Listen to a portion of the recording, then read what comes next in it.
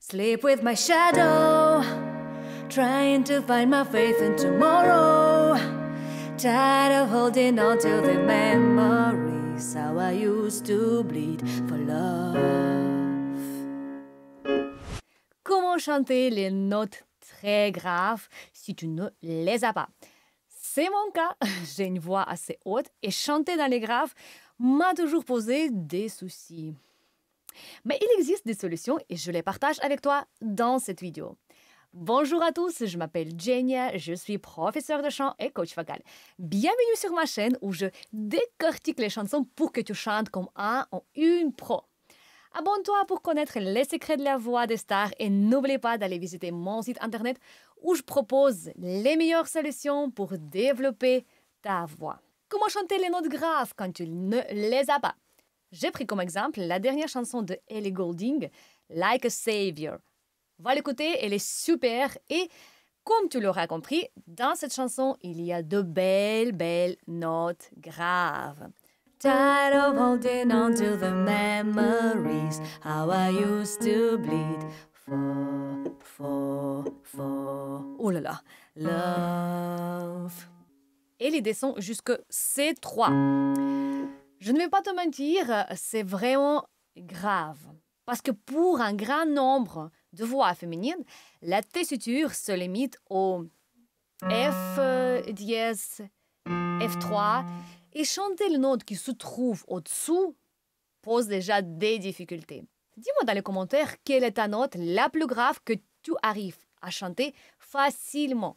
Quand on doit confronter les notes graves, on a souvent la tendance d'approfondir le son, de rendre la voix la plus grave. On perd le bon placement et ça donne souvent ça. Tired of holding on to the memories, how I used to bleed for love. Donc on abaisse le larynx et on devient tout coincé, tendu.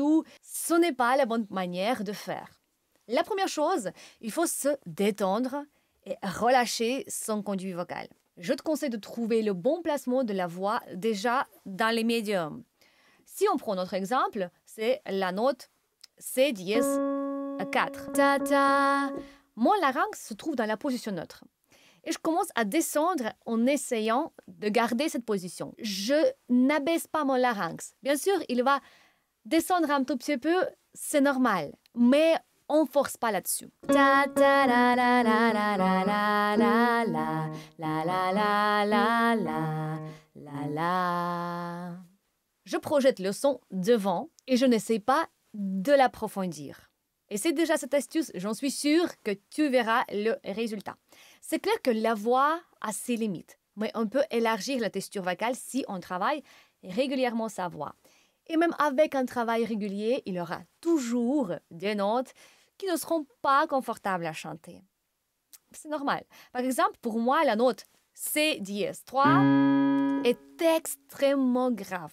Je ne l'ai pas et il ne fait pas partie de ma texture vocale. Mais quoi faire?